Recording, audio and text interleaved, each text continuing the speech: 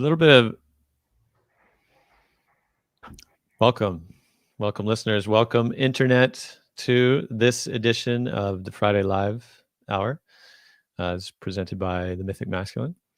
And I am Ian McKenzie, a host and founder of the Mythic Masculine. And I'm delighted to be joined by Isaac Cotec here today for this Friday Live Hour.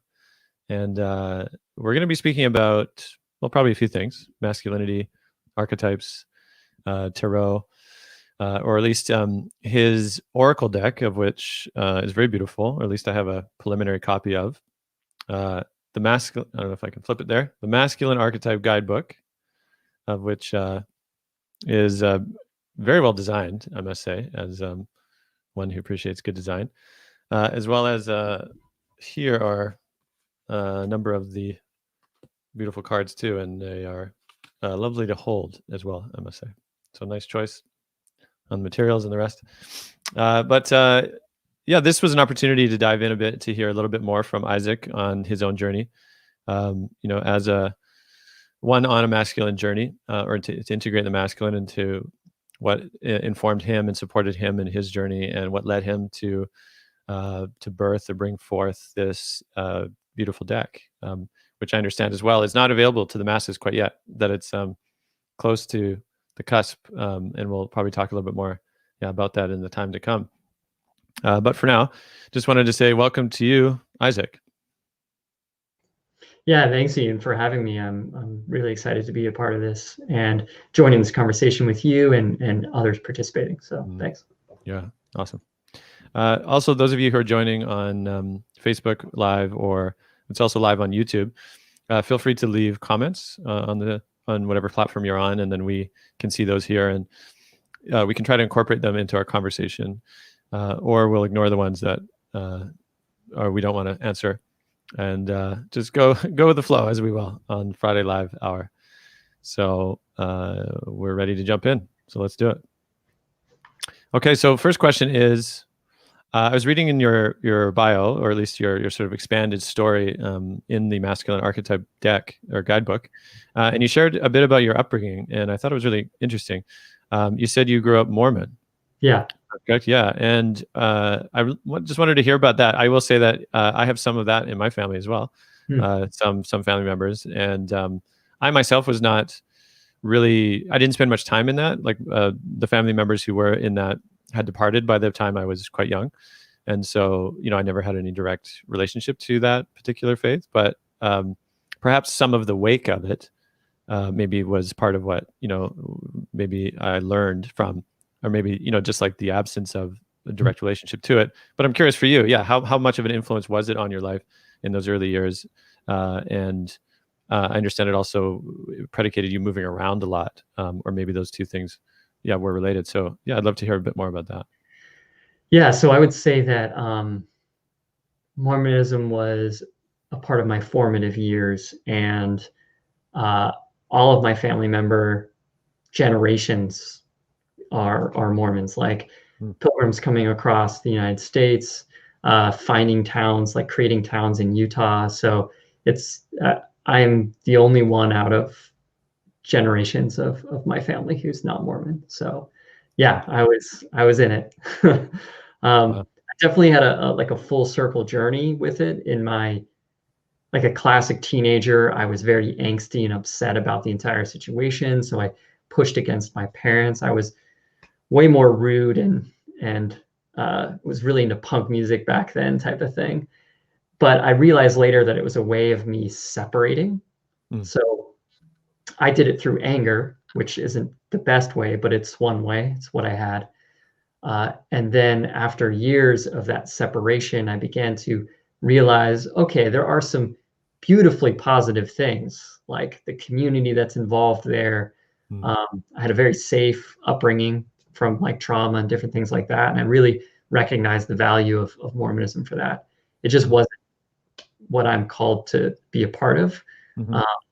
But yes, it was definitely breaking out of something that it'd be so easy to just believe it, right? Because everything around you was also a huge part of me developing the way I think, the way I even interact with spirituality, there's always somewhat of a skeptical fear that I'm being like duped or falling into this kind of belief system.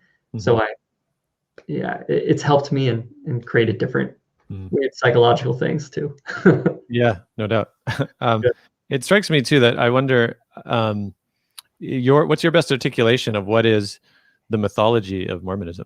Like, I mean, I know it's a big topic, right? But it strikes me again of how if we look at all these different belief systems and religions and worldviews, I mean, they tend to correspond, of course, with a particular worldview or a particular core mythology.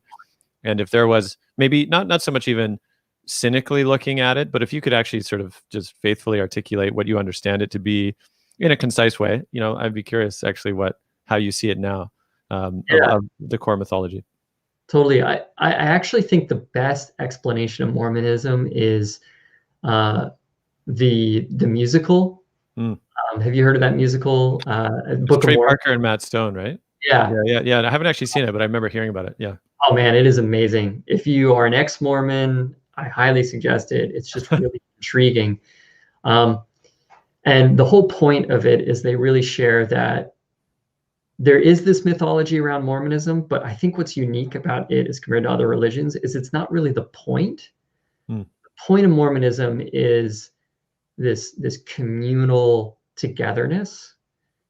And there's not a lot of there's hardly any mysticism. There's hardly any levels of rituals or levels of belief. There's a lot of unspoken kind of taboos, like don't do that or don't do this.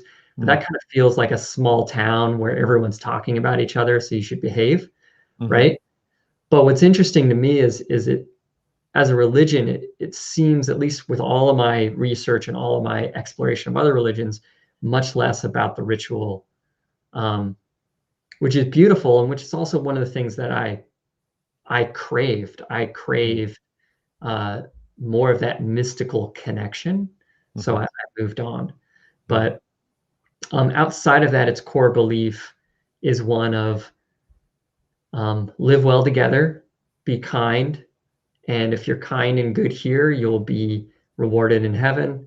And what's different than many other Catholic and Christian religions is there a belief that when you go to heaven, you can, if you do all the right steps, you can eventually create your own planet and kind of complete the cycle, right? Like there's a God and we are part of this creation, but you can then become a God, create your own creation, which is very different than anything else. Yeah. Wow. Okay. That could be a whole other podcast, actually. That's interesting. Yes. Yeah. So for those just tuning in as well, they're just like, is this like a Mormon hour or something? We were just discussing how Isaac, his upbringing was influenced by a family being in the Mormon church, and that he himself struck out at some point, maybe with a sense of dissatisfaction of maybe the big questions being answered for him. And you also mentioned in the bio of the archetype book how you felt a real lack of masculine templates, or also even people to talk to about masculinity, which I'd love to hear a little bit more about that. Like, what was that experience, which again feels very shared, with so many in this particular culture, myself included. What did that feel like to not have the places to go to have these kinds of conversations? Yeah, I mean, and one thing I do talk about in that book was how, because I didn't have those connections, I end up disconnecting from the whole idea of gender and masculinity. Just kind of one of those, I don't see gender, was kind of the way I was moving it. And then only later did I realize oh no, I really need to integrate this part of myself to be able to find my holistic expression. But yeah, being young, I mean, I had things like Boy Scouts. I had things like Mormon Church. There was lots of groups together there, but a lot of it was tied, the Mormonism was tied to this belief structure. So for me to go through their concept of masculinity was very much tied to their idea of priesthood and these things. And I was like, well, if I'm not a part of that, then I don't really have this as kind of an infrastructure for who I am. And then a lot of the other places, I just didn't really have teachers that I felt really created that. And it's one thing when you can think of men as role models. I definitely had that. Like my father's a role model, different people I knew. But what I was specifically trying to talk about was guiding me to manhood. Like, what does it feel like to be a boy, and what does it feel like in that transitional state? And that's where we get a lot of, that's why I was inspired by the work of Robert Moore and Robert Bly, the idea of initiation, right? Of moving you through that state. And that's what I was really lacking, which meant when I was an adult, I never felt like I was an adult. Like I didn't know, I didn't have a bookmarker to say I've changed. Yeah. So I had to kind of create those experiences myself. Yeah, thanks for that. I mean, I'd love to just add that, years ago, maybe 2016, I was in Australia actually doing a bit of a film tour because I had a film. I was touring at different festivals, but I was starting to give talks actually on masculinity, or at least opening up the spaces to have these conversations. And I remember that I asked the group, I said, and it was largely, or I think it might have been 100% men, that particular group. And I said, how did you know that you became a man?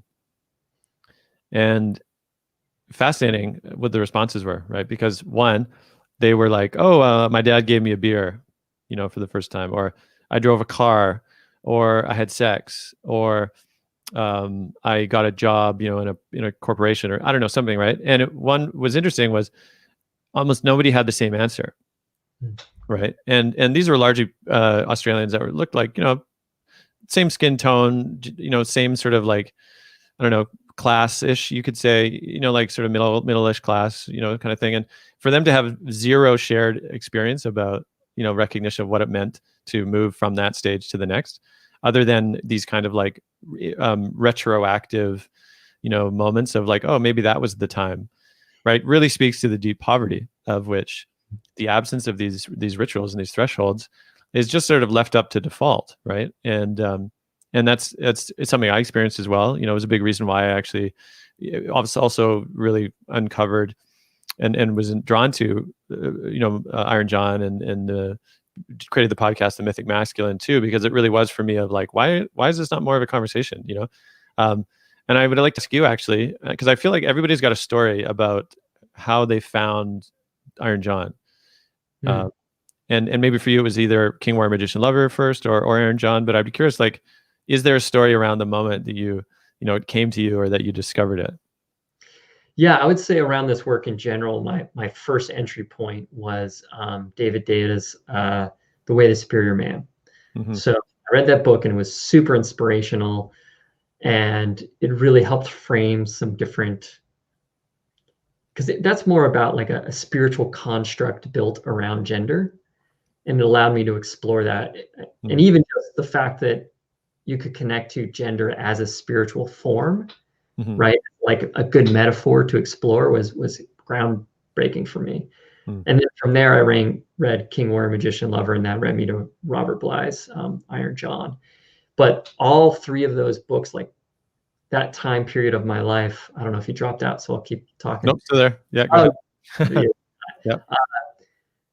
All three of those books came at a time where I was in my 20s. I was maybe like 23, 25. And I was just really lost in my different relationships and in my, what's my point of my life? That kind of dark night of the soul, internal crisis. And those books really helped me realize that one of the pieces, not the whole thing, like not everything wrong or right in my life has to do with masculinity, but it was one piece that allowed me to go, oh, I need to understand these dynamics that I'm participating in this culture and how I choose to show up.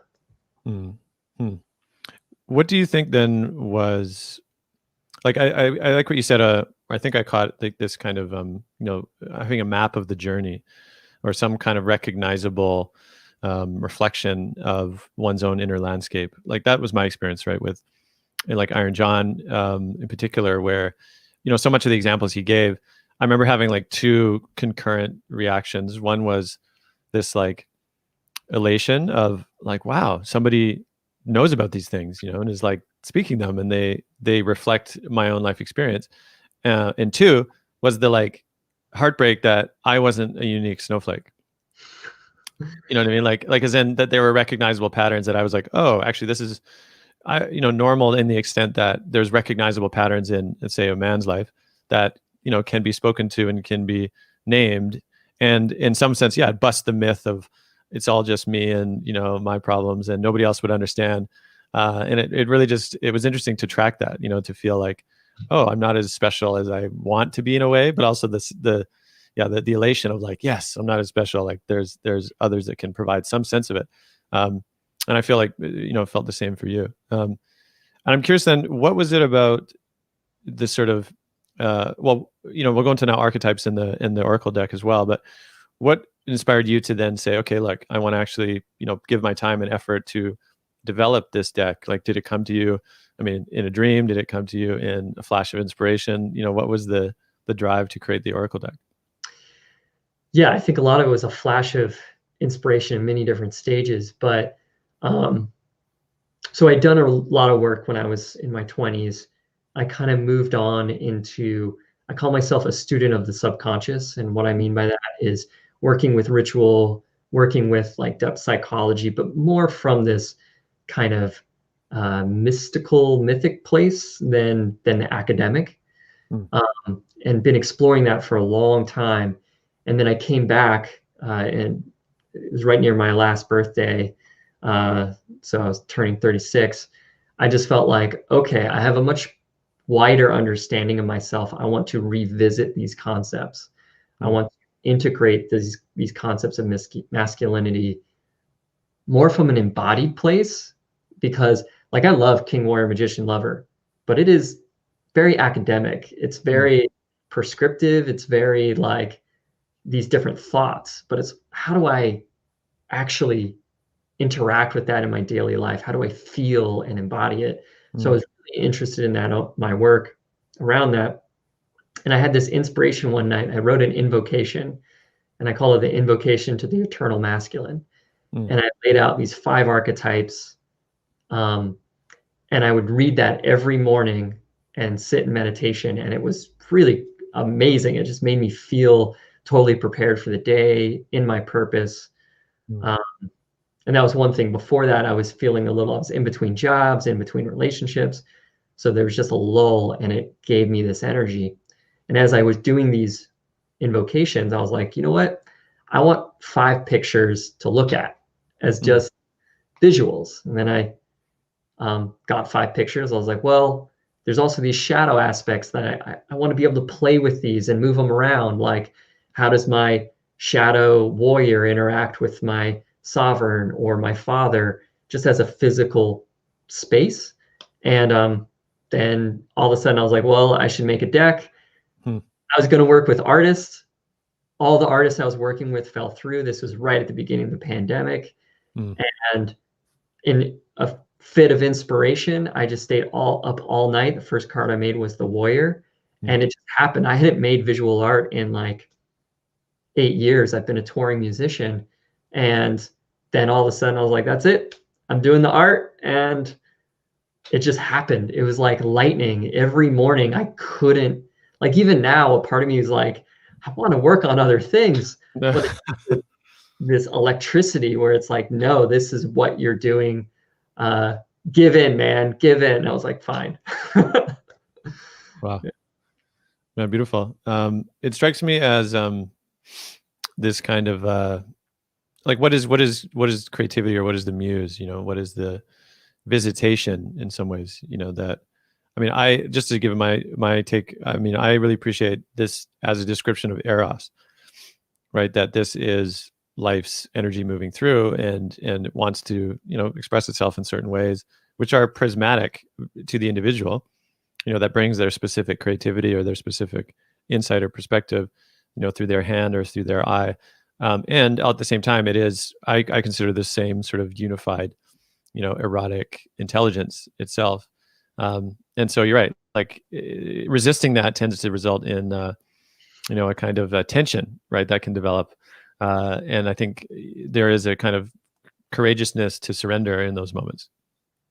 Yeah, it kind of reminds me of there's this great TED talk I saw years ago about the daemon, the Uh-huh. spirit of inspiration, and there was a story this woman shared about this writer that believed that they kind of felt a poem coming towards them. Mm, And if they didn't grab a pen and start writing it down, it would move past them. Because mhm, basically it's like this energy of like some concept that wants to come through. And if you can grab it and craft it, like it will choose you and move through you.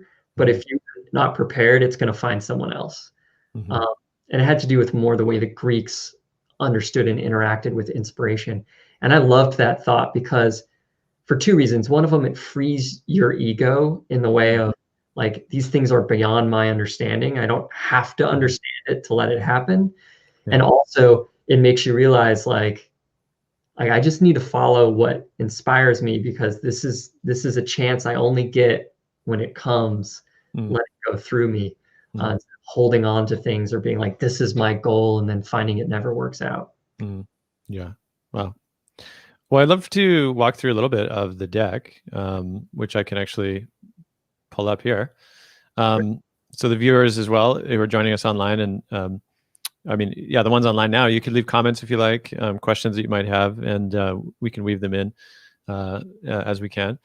And maybe Isaac, if you could just share a little bit about, yeah, how you crafted the deck, like, because I know a little bit about, Oracle decks and Tarot, and at the same time, I don't fully understand like how one approaches it. Like yeah, how does one map each onto the major or minor arcanas and all that kind of stuff. Like I wonder if you could sort of elaborate how that structure is laid out. The development process. Yeah. So, yes, you'll see right here, like the system that I started to create was, I mean, this was definitely inspired by King, Warrior, Magician, Lover, right? These four masculine archetypes. I slightly tweaked the system, and that can be in and of itself a long discussion of why and where my theories and research have led me. Mm, But I moved into these five archetypes. Um, all I knew at the beginning was I wanted these five. mm, And then it's like, okay, there's these five expressions of masculinity that gives you a very open view of who you are and gives you these different lenses and focuses. I think a lot about this with like spirituality when you're looking at the pantheon, mm, right? What is like the Greek Roman pantheon? Well, they're all different focused expressions of humanity. mm, And they allow you to really play with these archetypal characters, these universal symbols. And that's why we see so much connection between different religious and mythical icons, is because mm, they're all speaking to this very particular human experience. mm. Interesting. So to kind of work within these frame of these five, it allows you to find a specific type of focus, right? Mm. Um, Can you elaborate just for a sec too? That I was reading Jung actually yesterday. I can't remember what the paper was, but he did differentiate between signs and symbols, hmm. and I thought that was really interesting. And I wonder if you could elaborate on that. Oh man, I do remember reading about this, but it's been so long. Um, Sure. I mean, I could say what I read, and then maybe it would help. Yeah, yeah. I mean, because I thought it was fascinating how I believe he said a sign was something that had sort of crystallized into a particular meaning, like and so in some sense it had like maybe versus a symbol which sort of like was a almost like a crystalline vessel waiting to be filled. That was, I think that was the distinction, and archetypes were therefore symbols um, that are able to be filled in a sense, right, with any particular cultural or religious expression, but that the unity comes from the fact that they exist as the sort of primordial Mhm. patterns. Totally, yeah, and that, I mean, definitely that primordial universal understanding is the very essence of Jungian theory around archetypes and symbols. And I agree in the way of like, think about any one of these. Pick the lover. You can put so many different um, icons or religious concepts on top of that. So you have like Venus as the lover. You have what's his name, Casanova as a lover. You have all these different things, but they're all representing the deeper pattern that we can all connect to, which is then the archetype. It's interesting too, because it makes me think that, I mean, just linking it to the conversations that I have for the Mythic Masculine podcast, how some of the most compelling sort of insights that I feel have been from this understanding that even though that there is a sort of recognizable patterns, but that at the same time that the way of expressing them is unique to a certain context and to a certain people. What is of value, to say to a particular culture, like, is it like you said, Casanova, or is the lover in that regard a kind of promiscuity, with not as a negative thing, but just like this open, loving, erotic expression, or is it actually this more maybe like the Greek agape, I believe, to be the lover of the divine, like as in all of those can be encompassed, I think, as they are mapped onto these relational templates. And I guess what I'm curious about is, and maybe you can confirm this or not, is like, it's almost like maybe like astrology is a bit similar to this, that there is a kind of like interior coherence within the map that is like necessary, versus a kind of like system mapping directly onto another system, which oftentimes maybe won't fully translate, because it's like it's trying to find like a universal to apply to everything. But it's like if there is an internal coherence within that particular mapping system, like that's how it creates the possibility of insight. I think, does that make sense? Yeah, I mean, you can think about this as like good storytelling in the way of, let's say you're writing sci-fi. In sci-fi, you make this internal logic within the story where you say ships can fly this fast, people can go out in outer space with this equipment, whatever it is. And if the story goes along and then all of a sudden, like this weird new thing that completely breaks the logic, like all of a sudden there's space magic and all of a sudden this ship can go 200 times faster, you as a person are completely unengaged. You're like, this is all gibberish. This is nonsense. Yeah. So it's about creating enough coherent structure that your mind won't like break out of it and be like, there's no reason to this at all, but you want to keep it open enough to allow like that kind of personal expression. Right? I think that's just good storytelling. I think that's how our mind organizes and is more easy to find that what's the kind of flow state. Right. It's interesting. Yeah, it reminds me of a classic example might be The Matrix, where the first one, right? Bullet time, when that was first introduced, like the 360 camera, slow motion, really revolutionized a whole style, I think, of filmmaking. But in the logic of that universe, as it became more clear about how they could manipulate, reality, because it was actually within the computer simulation, that makes its own internal logic, right? Like you didn't have to then take a leap of things. And yet other films, so let's say, that just suddenly have the characters do, ridiculous things like that, and they haven't done the work of establishing the logic. Again, it just seems like bizarre or, a stretch for the imagination to follow. So I hear what you're saying. It's actually really fascinating that the kind of internal coherence or logic actually allows for the mind to really open, to imagination and to insight, when that work's been done, when that like almost like mimetic scaffolding has been created. And I would love to now like turn a little bit to like, what is the function of oracle decks in general? Because I feel like, I have an idea. I've got a few myself, and I've been using them, largely within the last probably 10 years, more or ongoingly. And for those who may be beginners, or not really experienced at all, I'd be curious to know, how do you understand, or how do you explain to people like what is an oracle deck and why is it useful? Yeah, let me go into that, and I'll also talk about how maybe this system that I've created is slightly different. Sure. So I like to say that Oracle Tarot can be viewed as there's two different ways you can interact with it. One of them is you are putting out these different cards, which are symbols that you just kind of can figure out right when you see it. let me see. I've got, no, this isn't the right deck right in front of me, but you just look at a card, like let's say, How's that? yeah, you just look at the lover right there in the middle, and what is your first thought? You know, you instantly feel like, well, there's intimacy here because there's these two beings. I don't know what they are doing, but there's definitely, they're being close to each other. There's this like universe coming out of the one. So it's like, oh, maybe this is a connection to all. You're just playing with the symbols in your brain.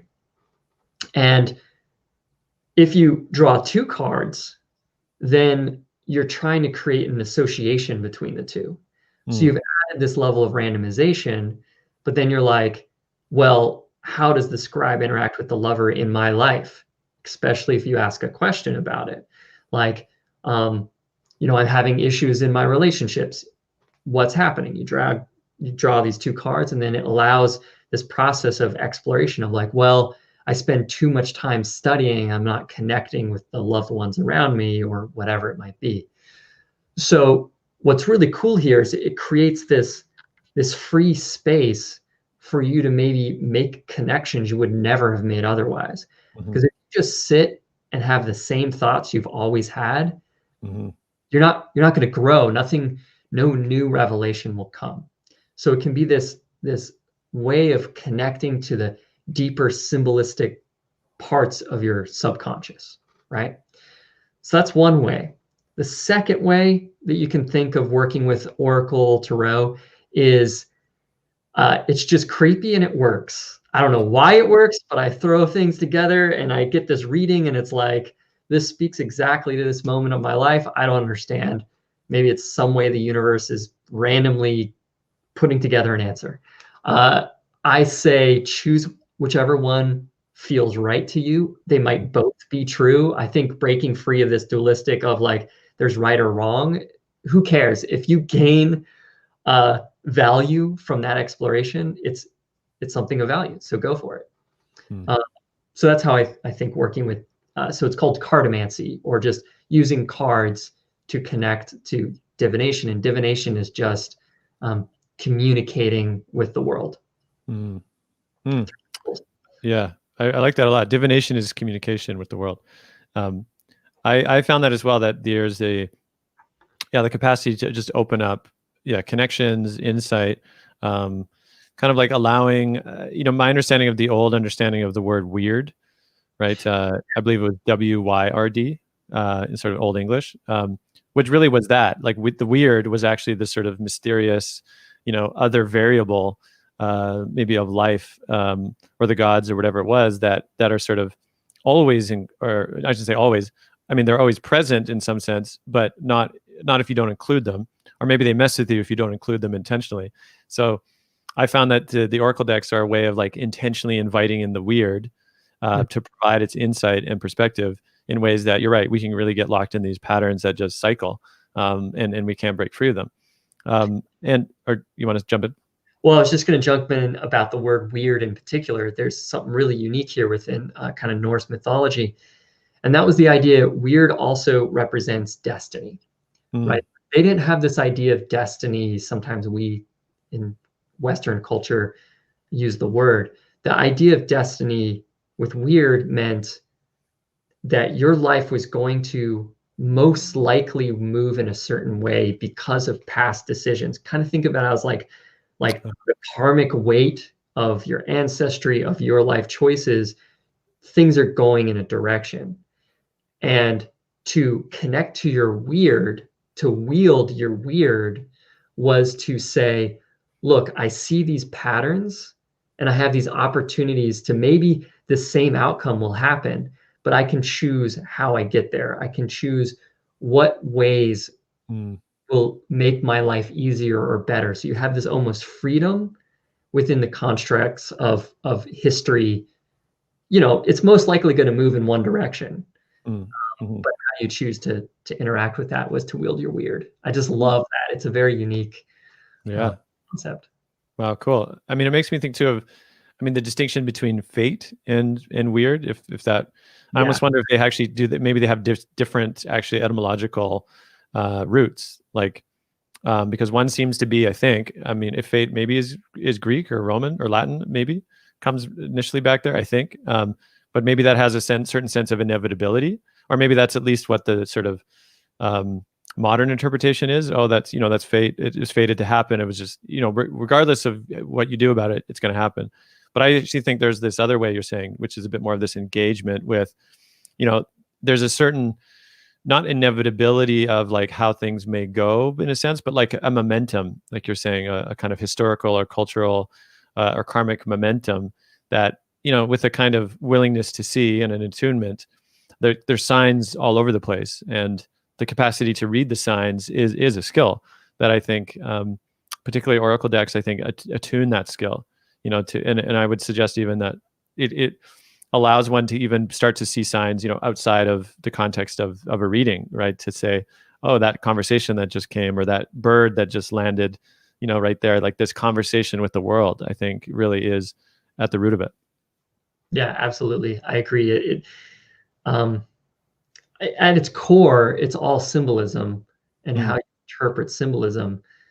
And like you were saying, symbols are talking to these deeper concepts and understandings. I mean, just like the simple thing of colors. Colors are symbolic. You see blue, you have a certain reaction to it. Every graphic designer knows this. Like we create meaning. That's just the way humans are. But that meaning externally allows us to process our memories, our concepts, our the story of who we are. So when you connect with symbols, and I think a great way is through Oracle decks, but anyway, you do myth. Myth is symbols. You're connecting with that understanding, so you're increasing your ability to add meaning and move meaning in yourself. Beautiful. You can see I pulled up the ebook on the website, and I'd love for you to talk a little bit more about that, because I'm mentioning to the viewer as well. I have a pre-release copy, I think, of the deck, and the book that I got too. Is this the book that is named on the site, or is it something else? Something else. So cool. Basically, I was doing these different men's groups, and I wanted an easy, accessible way to share this work, especially while I was doing the deck. And I decided, I put together this ebook that goes over the 5 masculine archetypes, and it has descriptions. It also has this little quiz that you can take to figure out which aspect is stronger in you, which ones you could work on. And then I shared activities that allow you to connect to that archetypal pattern. So like there's this whole reparenting thing that I really love to do to connect to the father. It's a way of looking at how you were brought up and then being able to kind of look at either traumas or patterns and reframe them. So that's a great way to connect to that feeling of your life. And the idea was it could be used in men's groups. So you could take one class or one meeting to go over one archetype and then do these activities. And when I created it, I was like, let's just make this a resource for people. And then I made it, in my opinion, beautiful. All this artwork, tons of art, lots of design work went into it. So yeah, it's for free by donation, because I just really want to share the work of archetypes and how you can engage with it. So you could almost think about this as like a supplementary activity book that could go with the deck or be by itself. Amazing. I'm just going to drop it in the chat, actually. Listeners can check it out on the website, and as you say, offer a contribution to download. And I'm curious about the art, actually, in particular, which I think is really fascinating, because I wonder as well, like, the viewer, again, just to say that you did all the artwork. I understand, yeah. And as I see other decks as well, I've got the Wildwood Tarot. I used to have the Osho one. There's a huge story about my relationship to the Osho deck and what happened, and the sort of demise of that deck, which maybe I'll get into some other time. But the images are always so striking, right? And I think that's a large part of why people connect to certain decks, obviously, is that, they're really drawn to the imagery and the style of imagery.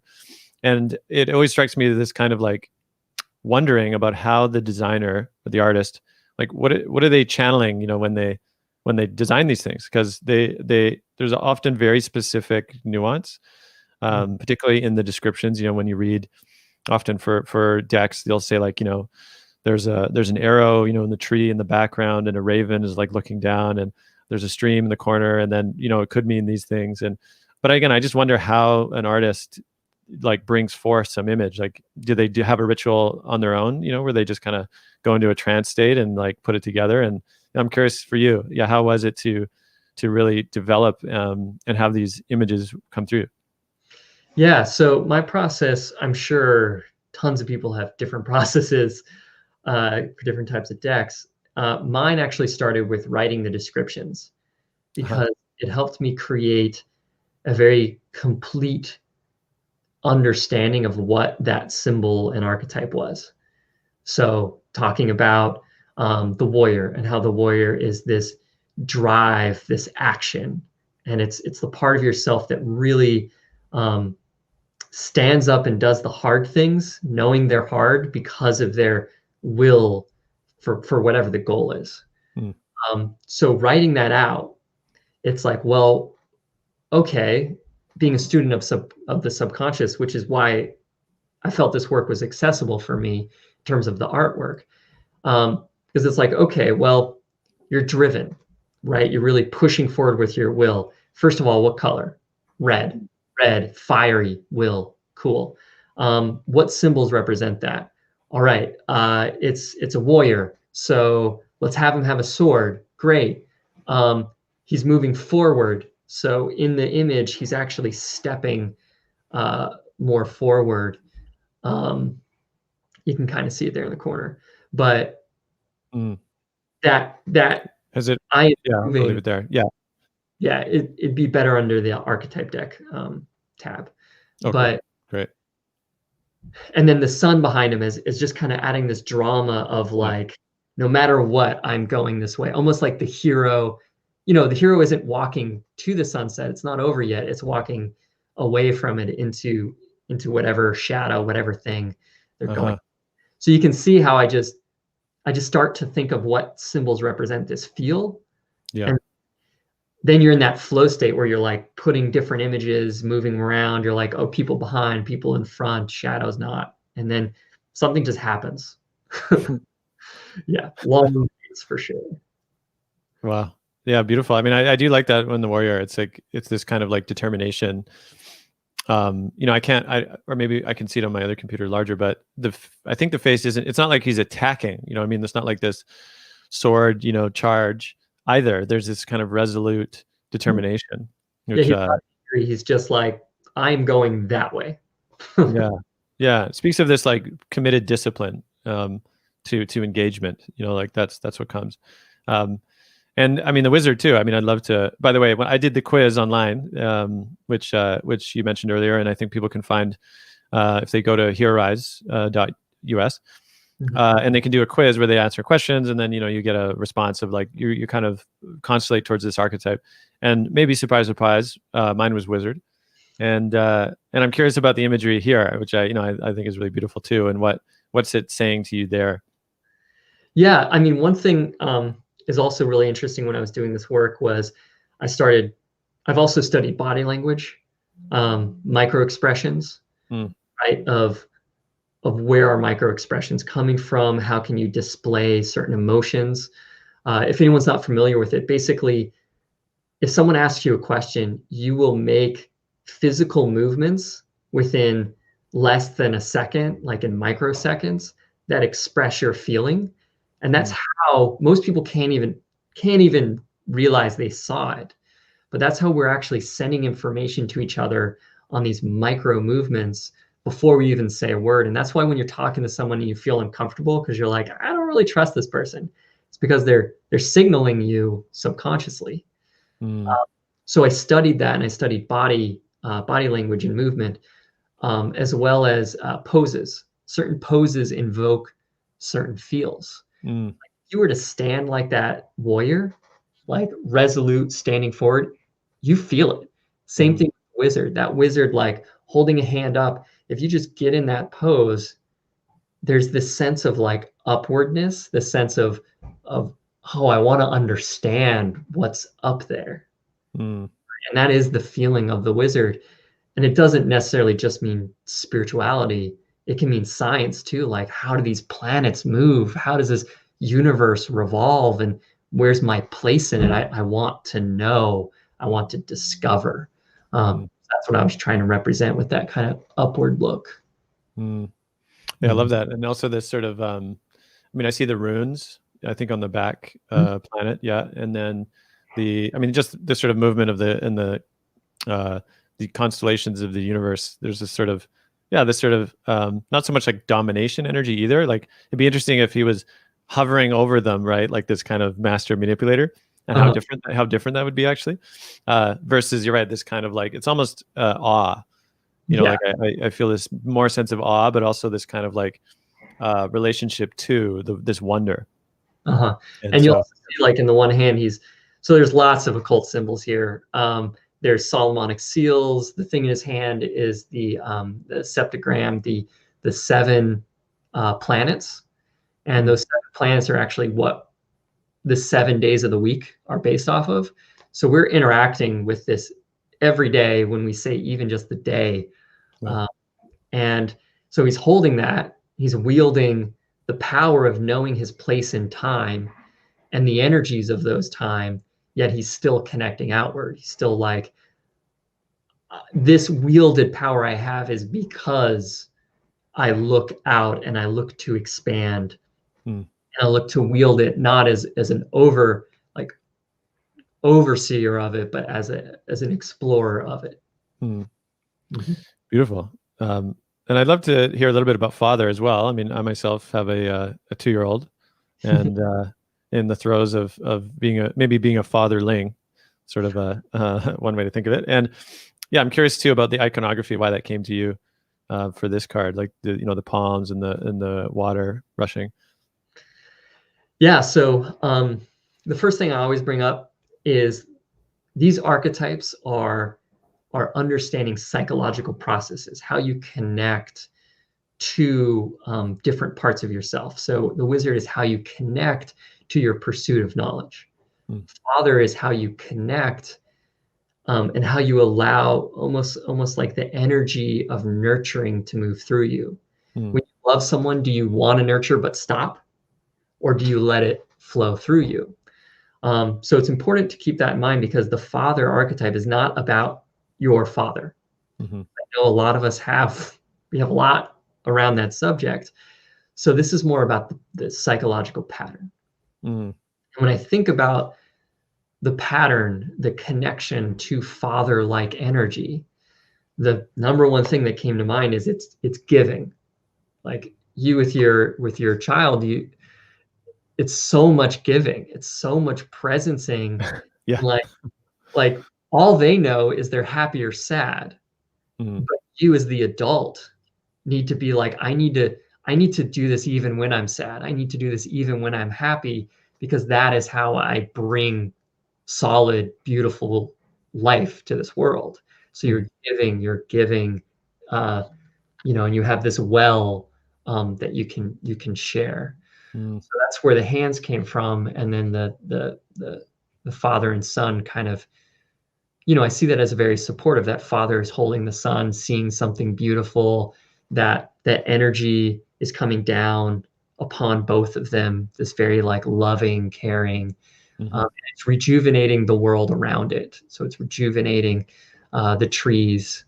Another important part of the father is like, it's also about connection to land. That's why things called sub-archetypes, we have the land steward, because it's not just how do I father and care for people, it's how do I care in general? How do I care for the earth? How do I care for this place that I call home? So I think that's important too. That's another important piece of that image. Yeah. Well, maybe last one. I mean, we're kind of banging them all out, which is great. Sure. You did touch on the lover already, and so maybe you could speak a little to the sovereign. Yeah. So the sovereign, this again, like body movement. Like if you just stand tall, like you sit in a throne with your chest open, your hand maybe on a scepter or something like that, you feel that energy. You feel this sense of control and groundedness. And what this archetype is about is rulership, And I don't mean that over other people. It's more of like, how do you make choices? How do you decide to spend your energy? How do you hold the sanctity of your home? How do you put resources, right, towards the things you believe in, and create harmony? It's all about the harmonizing, organizing pattern of your life. So there is, this is different than the wizard, right? Because there's this overseer energy. There's this being on top of this mountain, which is also floating, that is overseeing the realm around them. You'll also see the icon of the Shinto kind of walkway, which is about what is it, ancestry, and also it represents when you go through those. I forget the term, but when you walk through those gateways, you're never supposed to walk in the middle, because the middle is the place of the gods. It's the thing that is far and beyond you, right? So you always walk on the sides. And I put it in the middle as this. The sovereign is also that connection to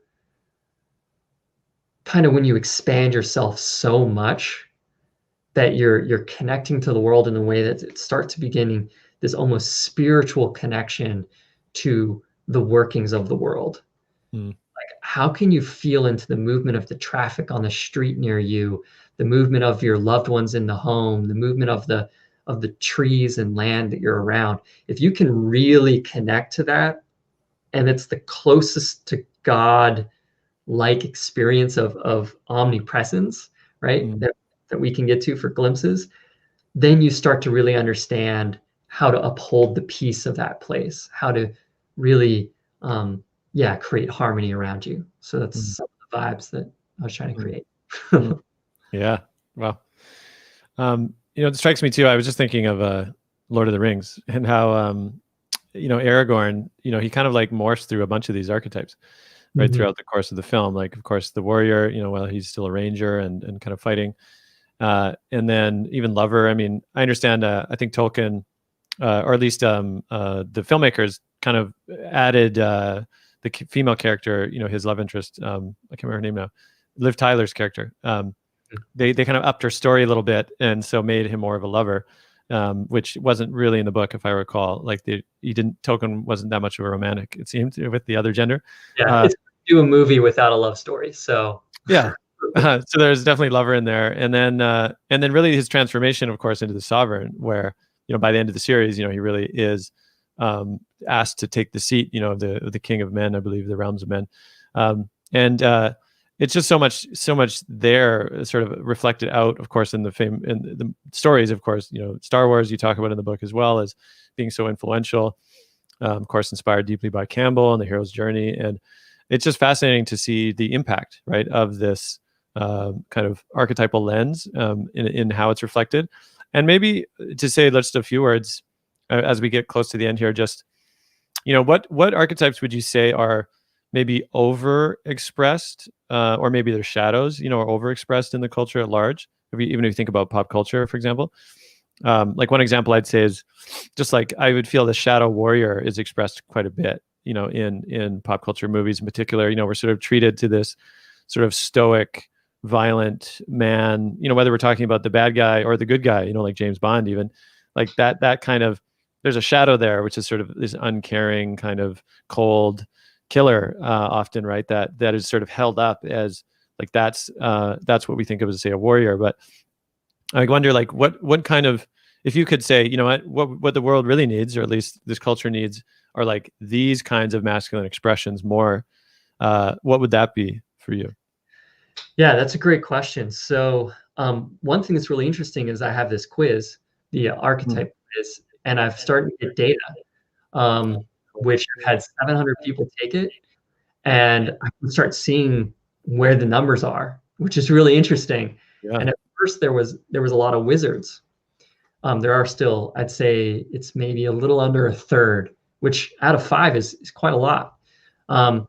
And I started questioning. I was like, are my questions wrong? Do I need to reframe a few things? And I did, and it helped. But I began to realize, like, look at our culture today. If you had different roles that someone could take, think about what the most kind of sought after, just in general, roles will people choose as their career. Warrior, something that's like very physical, very protective. The closest we have a lot of times is military, law enforcement, things like that. Wizard would be researchers, scientists, but also like CEOs, inventors, creators. Yeah. Father, when you look at all that, I'd say our culture is definitely leaning towards wizard, especially in the version of masculinity today.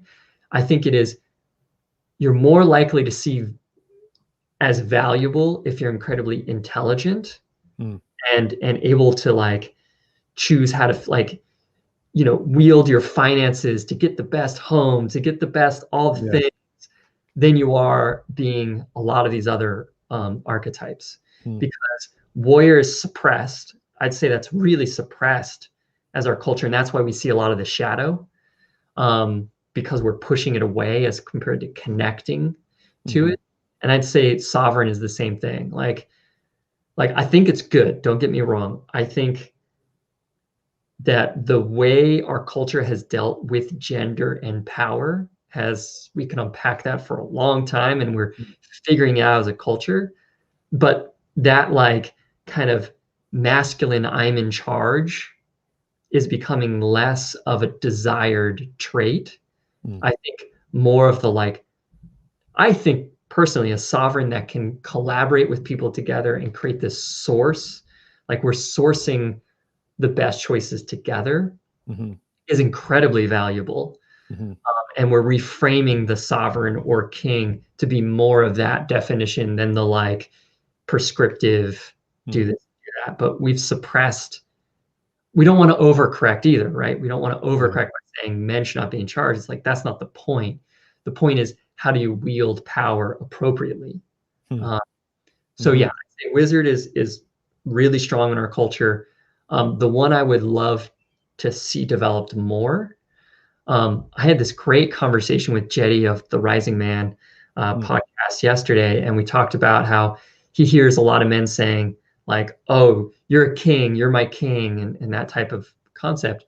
And he said, "Well, what happens if instead you said you're such a father? Like you're a father to your community, you're a father to the people around you." Like to me, that would totally change our culture to really care for the world around us. I think a lot of the negative attributes of like sexual abuse, destruction of the world, all those struggling aspects we see in masculinity would kind of begin to self-correct if we had that as a stronger archetype, which is one of the reasons I included it in this version of an archetype system. Yeah, that's beautiful. I really appreciate actually that inclusion, like you said, because and the fact that it's even centered in this design, actually as well, I feel like maybe it's not an accident that you put it there, that there's something about that need to maybe reevaluate and to sustain or to nourish the father archetype in its true, essence maybe, or its true form, as a nourishing capacity, as a nurturance capacity, that maybe holds a certain sense of strong container, let's say, or like, eye upon the realm in a sense, but also from a place of this nurturance. And I think you're right. I mean, there's very few examples, but they're coming, of that kind of masculine quality, which I think has a kind of tenderness and has a kind of like compassion, which, I would just really love how you included it in this way. Well, we're just about complete now, and Isaac, I really appreciated the time today. And I wonder, one thing would be, I understand that you're still in process with the deck, and that there will be a bit of a rollout, or an invitation for people in the new year. Do you want to speak to that? Yeah. So, and I'm going to put the archetype quiz for anyone who wants to check that out. I'm going to put it in the private comments, and you can move it over. Okay, great. Because there's not a link on the site yet. It's a private link, so it's right there. So you have a pre-release copy, which was pretty awesome for me to do the first 100. And now I'm getting ready for a Kickstarter that's going to launch in January. just because I had to do, man, so much sourcing and manufacturing issues Sure. with the world today. So that's coming in January. If you'd like to be involved in that, I'd love to get people into the work that I'm doing, because basically, if I can get this Kickstarter to really grow in the first few days, it starts a snowball effect that'll really help this work get out to thousands of people. So if you want to check out, HeroRise.us, you can join the email on the very bottom. You can join an email or check out the ebook. Either way, you'll be able to join that network, and I'll keep you update for it. I'm also sharing a lot of videos and resources because I love this. Like I was saying, it's that electricity that I just can't, I can't stop. I'm moving with the daemon. The daemon is moving me. I'm gonna follow. So Yeah. love to share. Amazing. Yeah. Okay. Well, thanks, Isaac. Yeah, I put the link on the bottom there. And if you want to check out more live interviews, live conversations, which I do every Friday on Friday Live, that's what this is. And you can check the archives on the Mythic Masculine Facebook, as well as the Mythic Masculine on YouTube. And of course, there's the main podcast on mythicmasculine.com, which I release every Tuesday, every second Tuesday. And then the Mythic Masculine Network, of which Isaac's a part. And I'm just thinking too, I would love to invite you to do like a kind of instructional reading on how to use the deck, at a time to come. I think that would be really useful. So yeah, once again, Isaac, thanks so much for the time, and to you listening in, on the various channels. And it's been a pleasure. Yeah. Thank you. Thanks for having me.